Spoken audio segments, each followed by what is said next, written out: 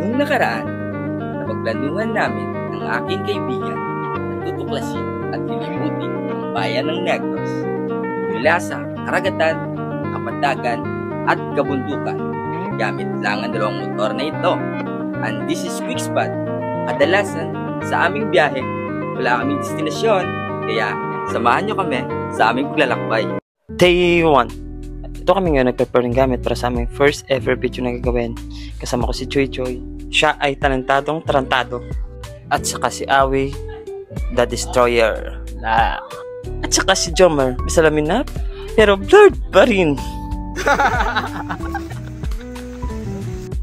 At ito naman ang simpleng dalawang motor na gagamitin namin sa aming pagbibiyahe. Dala namin fishing equipment, kung wala na kaming ulam, mangunguha kami ng isda. Tsaka gitara para makajamming habang nakatingin sa magandang view. At itong bag, mga personal equipment like brief, panty ni Choy Choy, camping table, tent, gas stove, kaya sama na. Guys, bago kami umalis, samahan nyo muna kami sa aming pagdadasal. Kaya let's pray. Ikaw lang bala, Choy. Ama, maraming salamat po sa pagbantay sa amin araw-araw. At sana po gabayan niyo po kami sa aming biyahe at iiwas niyo kami sa mga trahedyang hindi dapat mangyari. In Jesus' name, Amen. Bago tayo magpatuloy, may sasabihin muna ako. Kung ano ang opinion ng isa ay ating pakikinggan at ating respetuhin. Hindi lang tayo magkaibigan o magkakilala. Isang team tayo o kaya pamilya. Kaya let's go! Let's go, team! So, ayun na nga. Mula Bacolod City, nag-travel kami ng halos 30 minutes o kaya 20 km papuntang Baguio City. So bye-bye, Miss American Pie. Drove my Chevy to the levee, but the levee was dry. Them good old boys are drinking whiskey and rye. Nag-stop over muna kami dito sa gas station para magpagas ng 50 pesos. At tinanong namin si Kuya kung kaya ba naliliputin ang buong Negros sa halagang 50 pesos. Ang sagot niya, kung kaya nyo magtulak, kaya perfect.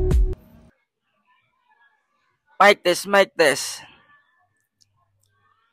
Libe, saan mo ba inilagay yung mic mo? Dito sa pet ko, gusto mo bang tignan? Bakit di ba titignan? Dahil pet ko yung nagsasalita. Ano bang nakain mo? Ba't mo dyan inilagay? Dito ko nilagay dahil ako nasasaktan kapag hawak mo ang kanyang kamay. Brutmal!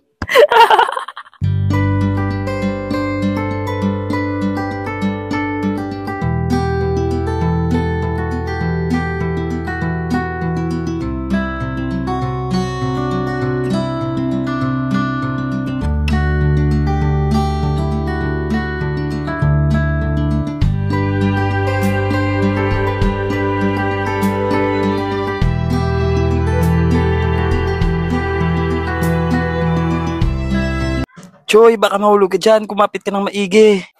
Okay lang na mahulog ako. Wag lang sa maling tao. Hey, napakaangas. Napaka-geng-geng. Choy, may tanong pala ako para sa'yo. Ano yun? Masaya ka ba sa buhay mo ngayon? Wala naman tayong ibang choice, kundi gampanan ng pagkabuhay natin sa mundo. Parang goodies ah. Siyempre, ito, pakinggan mo. Napapatanaw ako sa ating kalangitan, lalo kung natatanaw ang kalupitan, na balang araw tayo ay mapapalitan. Goodies na may pagkawamos. Ikaw ba yan? Minsan sa mga biyahe natin ay hindi lang puro gara o spot yung nasa isipan natin. Minsan kailangan rin natin alamin yung mga karaan, kagaya nito. Wait! May kunting trivia muna ako dito sa pangalang Bago, kaya samahan niyo ako. Ang pangalang Bago ay original na pangalan at hindi pinalitan. Ang pangalang Bago ay posibleng nagmula sa puno o palumpong na tinatawag na bago-bago o getom-getom plant sa English, na matatagpuan sa tabi ng ilog sa Bago River. Noong panahon ng Espanya, formal itong ginawang bayan noong 1800 at kalaunan naging city noong 1966. Kaya tara na, maghanap na tayo ng pagkain dahil parang uulan. At kalaunan, pumunta na kami ng Bago Plaza para maghanap ng pagkain. Ngunit, hindi ko inasahan na makikita ko ang statwan ng bayani ng Negros. Magtitrivia muna tayo ulit. Diyan mo lang i-park or wag sa no parking dahil parang matitikita tayo dyan. Kilala nyo ba to? At kung hindi, ipakilala ko sa inyo. Alam nyo ba mga kabataan? Bakit tinawag na rin dito straight ang South Negros Road? Dito lang kasi nagmula si Juan Anacleto Araneta Y. Torres. Ipinanganak siya sa Mulong Iloilo at dito lumaki sa Baguio City. Natakot ng mga Espanyol sa kanila noong 5 de Nobyembre 1898. Gamit lang nila ang tatlong armas, Remington rifle, Mauser at shotgun. Pero paano na napasuko yung mga Espanyol? Good question. Nagmarcha sila mula Baguio City hanggang Bacolod City gamit ang tatlong armas. Natakot ang mga Espanyol dahil sa sobrang dami nila na akala ng mga Espanyol lahat sila ay may mga armas. Ngunit, pakulo lang ni Juan Araneta lahat ng yon dahil dala ang kasama ni Juan Araneta ay pagong o kawayan na binalutan ng daon. Natakot ang mga Espanyol at sumuko. Walang putok, walang dugo, pero sumuko. At sa mga kabataan dyan, huwag kayong susuko dahil nasa ating salita na ang kabataan ang pag-asa ng bayan. At humanap na kami ng Chicken Joy na tag 10 pesos. At dito na kami nakahanap sa tabi ng daan. Kaya bumili na ang tropa naming pogi na si Choy Choy. Pinili niya ang pakpak dahil lilipad daw siya. At nakabili na kami, maghahanap na kami ng spot na matutulugan. Kaya abang-abang. Ang densak. Isa na, gatulok-tulok ko no. Ano, 16 dua. Dua bilang na. Dapat ano tawag? Mouse to mouse. Nose to nose. Kiss na lang ba?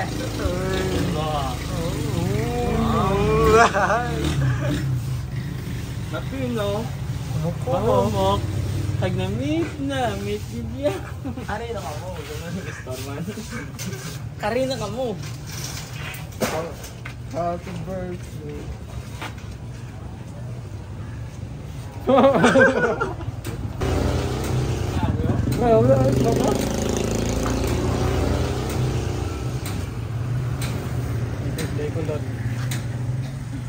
Bago kami umalis, gumamit muna kami ng Google Map para malaman kung saan ang magandang lokasyon at ligtas na matutulugan. Ito na nga ang sinasabi ko, hindi pa tayo makahanap ng spot, nagabihan na tayo, pero hindi tayo susuko. Dapat think positive lang palagi, i-appreciate ang daan, ang hangin, at tunog ng kalikasan. Ang buhay ay parang pagmumotor lang, dapat marunong ka magbalanse. Di lang motor ang tinutukoy ko, pati na rin ang ating buhay. Kapag di ka marunong, matutumba ka at masasaktan, pero pilitin mo bumangon at magpatuloy dahil matututo ka lang. Sa daan ng mata, wag puro lingon ng lingon, wag mo nang balikan ang nakaraan. Mag-focus ka sa hinaharap, abante. At kung sino man ang nanakit sa iyo, isipin mo na lang, the best revenge is being successful. So, ito na nga, nakahanap na kami ng spot pero parang delikado dahil nasa kilid ng kalsada kaya lilipat na lang kami sa ligtas na lokasyon. Time check, mag-11 na. Sana makahanap kami ng spot na matutulugan dahil parang uulan. So yun guys, now another day, another spot. Kasama ko yung mga G. Hay, salamat. At ito na nga ang sinasabi ko. All goods in the hoods, city lights with city boys.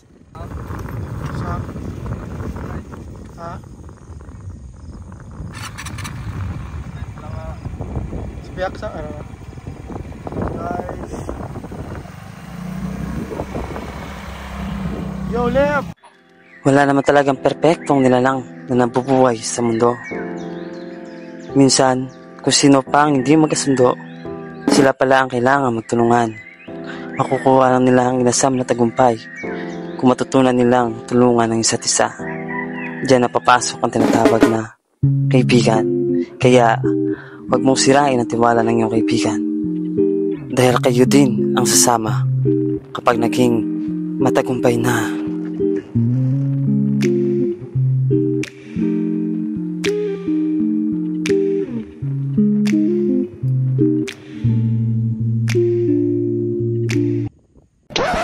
Yep, that's me.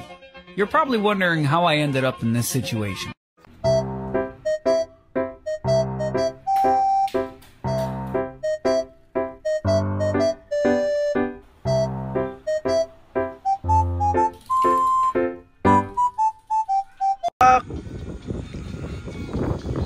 Kanya. Lip. Yung. Sak. Choy.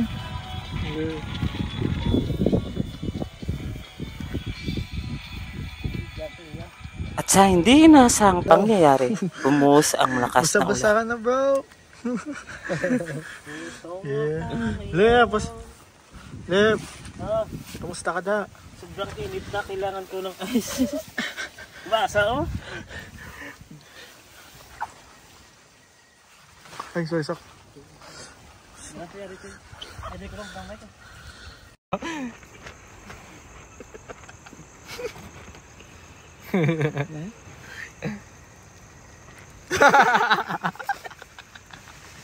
Kilain ba?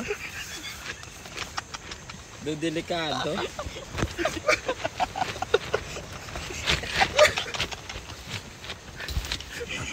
Sipa. Bueno, hindi may pick. Ato sa'yo na rin lawan. Ano, masuka ako ba? Laway ba? Gago. Bugto, sak. Gago. Sipa Lo, bugto. Maganda ka, sak. Lo. Bugto. Sobrang pogi. Hmm? Ay, ito. Hindi naman takol, sak. Hindi na eh. Nay, bebe. Hmm? Wala ka na ganito ako. May wire pa? Paano na naman karon? Diyan ka muna karon. Hindi naman ko nag-power bank eh. Ay, nakusog yan. Cellphone mo si mga karon karon. Hindi. May bebe mer? At so ayan na nga, kinaumagahan, kumain na kami.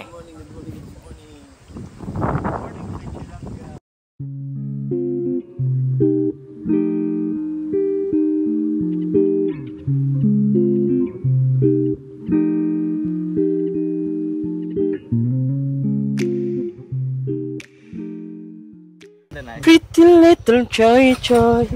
Choy Choy Choy Choy Choy. Parang anak ka ni Jomera. Choy, di ba gusto mo bang maging artista? Try mo ngang umiyak.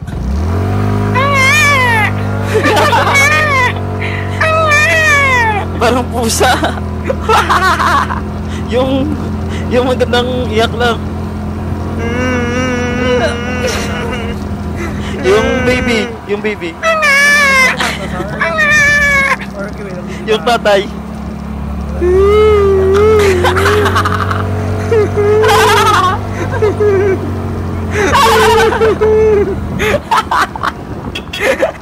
Ikaw nga, kung kaya mo ring umiyak, yung pangbata.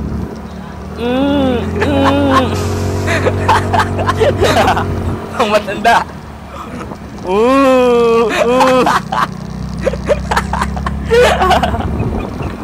Sobrang mal ka dyan. Hindi mo makuha. Diyan. Maganda ba? Pangit. Yo! Yeah! Ito palang nahanap namin na spot. Naliliguan. Sobrang ganda at mapayapa. Nag-set up muna kami ng tent for in case na uulan, may masisilungan kami. Pagkatapos naming mag-set up, maliligo na kami.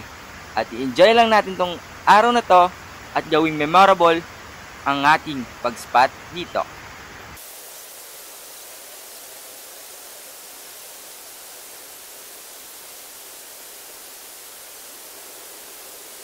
Tumakas na tayo. Takasan na natin ang mundo. Uy, basura. Alam ko, Choy, matalasan yung pag-iisip. Bigyan mo nga ng patalastas. Sige, try ko lang kung kaya ko. Go, Choy, kaya mo yan. Ito ang dahilan ng pagkasira sa ating inang kalikasan at kagandahan ng ilog. Matuto tayong ilagay ang basura sa tamang lalagyan. At kung walang basurahan, ibulsan mo. Pero ito ang lagi niyong tandaan. Ang nangiiwan ng kaibigan ng dahil lang sa pag-angat ay mas masahol pa sa mabahong basura. Nice one, nice two, nice Choy. Ikaw nga, Leb, kung kaya mo. Tignan ko lang kung kaya ko. Ang ating daigdig ay may taglay na kagandahan. mapalupa man o katubigan. Ang kalikasan at oras ay nagsama para magawa itong kagandahan. Huwag nating ayaang masira at masayang ang gawa ng ating inang kalikasan at masilayan pa ito ng ating bagong kabataan. At yun na nga, kumain muna kami kasi nagugutom na kami. Let's go! Sabayan niyo kami kumain!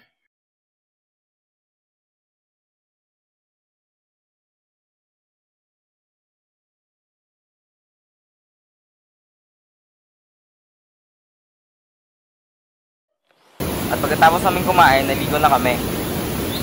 Thank you, Lord! Woo! Ang ginaw! Whoop, whoop, whoop, super choy choy! Bang, bang, bang! So ito na nga, madilim na at wala kaming magawa, kaya kumanta na lang kami.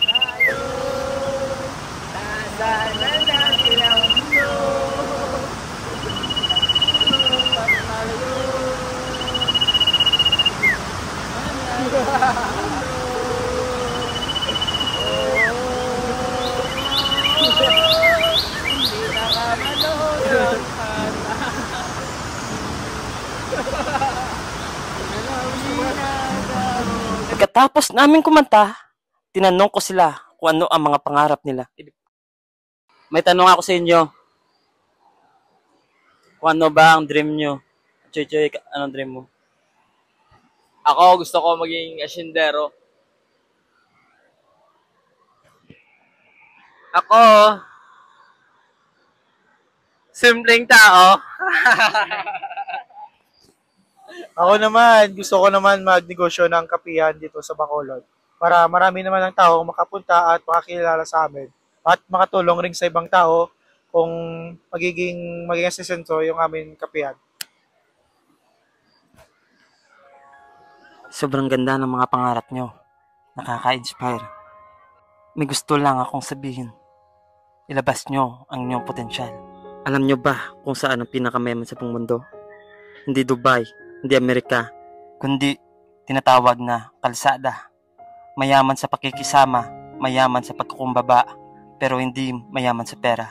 Pero hindi pa huli ang lahat, may buhay ka pa. Gusto mo mag-asyendero? Simpleng tao? Maging negosyante? Then go! Dahil sa libingan mo makikita ang negosyo na hindi kinulusan. Asyendero na walang lupa. Simpleng tao na walang pangarap. You know what I mean? At hindi namamalayan ng tao dahil takot sila. Pero may dapat kang malaman. You're not in a graveyard yet. May buhay ka pa, kaya take a risk. Kaya bawat segundo, minuto, ini-enjoy lang namin. This is life. Ito ang buhay na gusto namin. To make a memories together. At makita ng mga anak namin soon. Ito ay hindi mabibilan ng pera. Sabi nga, time is gold. Enjoy lang.